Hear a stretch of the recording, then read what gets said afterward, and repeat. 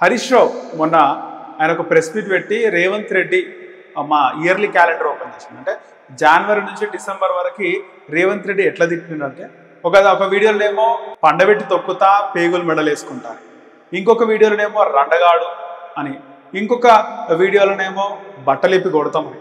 So ఇట్లా రేవంత్ రెడ్డి మాట్లాడుతున్నాడు. ఆయన ముఖ్యమంత్రి అయిన తర్వాత, ముఖ్యమంత్రి కాకముందు ఎన్నో మాట్లాడినాడు.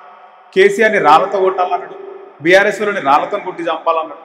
అంటే వాస్తవానికి శాంతి భద్రతలు అందరూ కూడా కాపాడాల్సిన బాధ్యత అందరిపైన ఉంటుంది. ముఖ్యంగా రాజకీయ నాయకులు, పాలకులు, ప్రజాప్రతినిధులు, ఎవరైతే ప్రజలు ఓటేస్తే గెలిచిన వాళ్ళు ఉంటారో, అది ఎమ్మెల్యే అయినా ఎంపీ అయినా ఎవరైనా కూడా శాంతి భద్రతలను కాపాడాలి. సో ఇక్కడ రెచ్చగొట్టే ప్రయత్నం ఎవరు చేయరు, రెచ్చగొట్టే ప్రయత్నం ఇక్కడ రెచ్చగొట్టే ప్రయత్నం ఎవరు చేయకూడదు. ఒకవేళ చేసినా కూడా దానికి సంబంధించిన శిక్షలు కూడా ఉంటాయి, కేసులు ఉంటాయి, చట్టాలు కూడా ఉన్నాయి.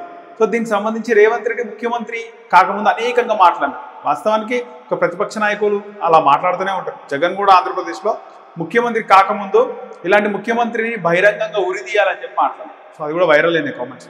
రేవంత్ రెడ్డి కూడా అలాంటి కామెంట్స్ చేసినారు. అటు ఆయన ముఖ్యమంత్రి అండి, ఈయన కూడా ముఖ్యమంత్రి అండి. కానీ ముఖ్యమంత్రి అయిన తర్వాత కూడా రేవంత్ రెడ్డి భాషలో మార్పు లేదు. ఎక్కడ చూసినా కూడా ఆయన మాట్లాడినప్పుడల్లా మనం చూస్తుంటాం కదా, ఏదన్నా ఎక్కడైనా వీధి రౌడీ బస్తీలలో వేరే వాళ్ళని భయభ్రాంతులకు, వేరే వాళ్ళని భయపెట్టాలని ఇండైరెక్ట్గా ఎవరినో చేతగానాన్ని పట్టుకుని రే నేను అది చేస్తా ఇది చేస్తా అని మాట్లాడుతుంటారు ఇండైరెక్ట్గా. అరే వీటి దగ్గర పోద్దురా, వీటి చాలా మెంటల్ గాడు, మెంటల్ నాకు అని చెప్పి అనుకోవాలని చెప్పి. సో ఇక్కడ రేవంత్ రెడ్డి వైఖరి అట్లనే ఉన్నట్టుగా అనిపిస్తుంది. ఆయన ముఖ్యమంత్రి అంటే ఒక పెద్ద మనిషి స్థానం, ఒక పెద్ద మనిషి కుర్చీ. రాష్ట్రానికి పెద్ద మనిషి ఎవరు అంటే ముఖ్యమంత్రి. ఇప్పుడు ముఖ్యమంత్రి రేవంత్ రెడ్డి, రాష్ట్రానికి పెద్ద దిక్కు రేవంత్ రెడ్డి. అలాంటి పెద్ద మనిషి ఎలా ఉండాలి అంటే చాలా మంది రాజకీయ విశ్లేషకులు మాట్లాడుతున్న మాట ఏంటంటే, పెద్ద మనిషి అన్నప్పుడు పెద్ద మనసు ఉండాలి. ఎవరైనా తప్పు చేసినా కూడా ఆ తప్పుని మనం తీసుకొని ఏ విధంగా చెప్పాలో ఆ విధంగానే చెప్పాలి.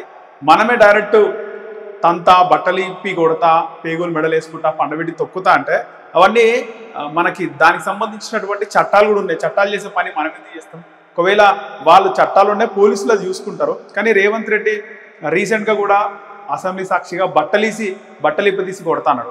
గతంలో కేసీఆర్ని కూడా రేవంత్ రెడ్డి బట్టలిప్పి కొడతాను, కేటీఆర్ని బట్టలిప్పి కొడతాను, హరీష్ రావుని కూడా బట్టలిప్పి కొడతాను, నయమైంది ఇంకోరినైనా బట్టలిప్పి కొడతానా, వైరల్ అవుతుంది. సో ఈ బట్టలిప్పే ఫ్యాంటసీ ఏంది రేవంత్ రెడ్డిది? అందరిని ఈ విధంగా ఎందుకు తిడుతున్నాడు? ఒక ముఖ్యమంత్రి కదా, చెప్పాల్సిన బాధ్యత, మంచితనంగా చెప్పాల్సిన బాధ్యత ముఖ్యమంత్రికి ఉంది కదా. ఎందుకు ఇట్లా ముఖ్యమంత్రి పదవిలో ఉండి ఈ విధంగా మాట్లాడాల్సిన అవసరం లేదు. ఒకవేళ నిజంగా ఆయనని ఆయన కుటుంబ సభ్యులను తిడితే దానికి చట్టాలు ఉన్నాయి, చట్టాలు తమ పని తాము చేసుకుంటూ పోతే రేవంత్ రెడ్డి హుందాతనంగా మాట్లాడొచ్చు కదా. ఎందుకు ఈ విధంగా ఆయన ఫైర్ అవుతుండు అని చెప్పేసి చాలా మంది మాట్లాడుతున్నారు. వాస్తవానికి రీసెంట్గా వి ప్రకాష్, ఆయన సీనియర్ రాజకీయవేత్త, ఆయన కూడా రీసెంట్గా మన సెసిటీవీ స్టూడియోలో ఆయన మాట్లాడుతూ, ఇప్పటి వరకు దేశంలో, భారతదేశంలో ఏ రాష్ట్ర ముఖ్యమంత్రి కూడా ఇప్పటివరకు ఎన్నో ముఖ్యమంత్రులు పనిచేస్తారు దేశంలోని అన్ని రాష్ట్రాల్లో, ఏ ముఖ్యమంత్రి కూడా రేవంత్ రెడ్డి లాగా దిగజారుడు మాటలు ఏ ముఖ్యమంత్రి కూడా మాట్లాడలేదు.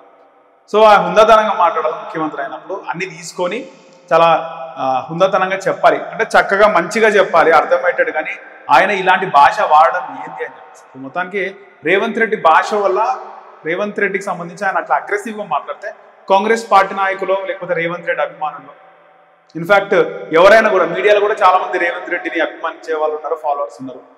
మేము కూడా రేవంత్ రెడ్డి వీడియోలు పెట్టుకుంటాం, స్టేటస్లు పెట్టుకుంటాం, మంచిగా అనిపిస్తుంది. కానీ అందరూ పెట్టుకుంటారు అంటే రేవంత్ రెడ్డి సపోర్టర్స్ అందరూ కూడా రేవంత్ రెడ్డి ఇట్లా తిడితే వాళ్ళు స్టేటస్ పెట్టుకుంటారు, బాగుంటారు. కానీ బీఆర్ఎస్, బీజేపీ, రేవంత్ రెడ్డి అంటే పడని వాళ్ళు తెలంగాణ వాదులు. ఈ తెలంగాణలో ఉన్నటువంటి ఎక్కువగా తెలంగాణ వాదులందరూ కూడా వ్యతిరేకిస్తారు. ఏంది భాష ఇట్లా మాట్లాడుతున్నారు రేవంత్ రెడ్డి? సో వాస్తవానికి రాష్ట్రంలో కూడా ఒకసారి వేవ్ చూసుకుంటే రేవంత్ రెడ్డి మళ్ళీ ముఖ్యమంత్రి అయ్యే అవకాశం లేదు, మళ్ళీ ముఖ్యమంత్రి కాడు.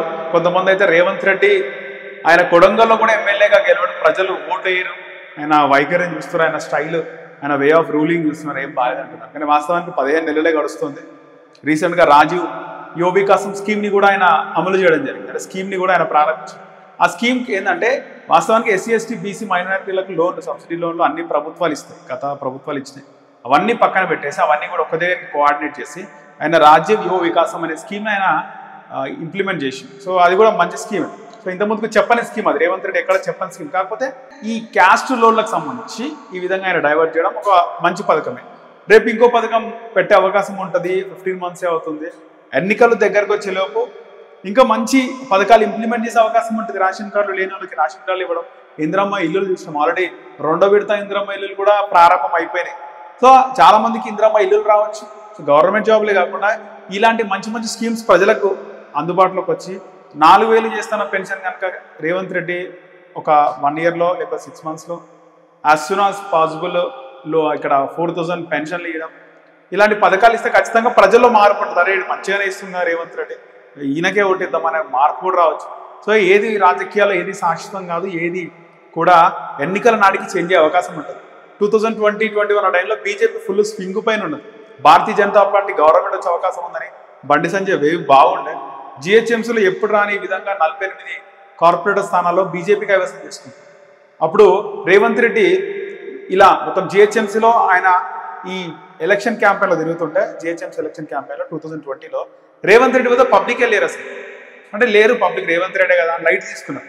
కానీ అలాంటి రేవంత్ రెడ్డి 2021లో అలాగున్న రేవంత్ రెడ్డి 23 వచ్చేసరికి ప్రపంచం కాంగ్రెస్ ప్రభంజనం వచ్చింది, టైం అట్లా వచ్చింది. సో ఎన్నికల నాటికి పరిస్థితులు చేంజ్ అయ్యే అవకాశం ఉంటుంది. సో ప్రజెంట్ రేవంత్ రెడ్డి భాష మార్చుకొని ఆయన ఒక పెద్ద మనిషిలాగా మాట్లాడితే ఇంకా బాగుంటుంది.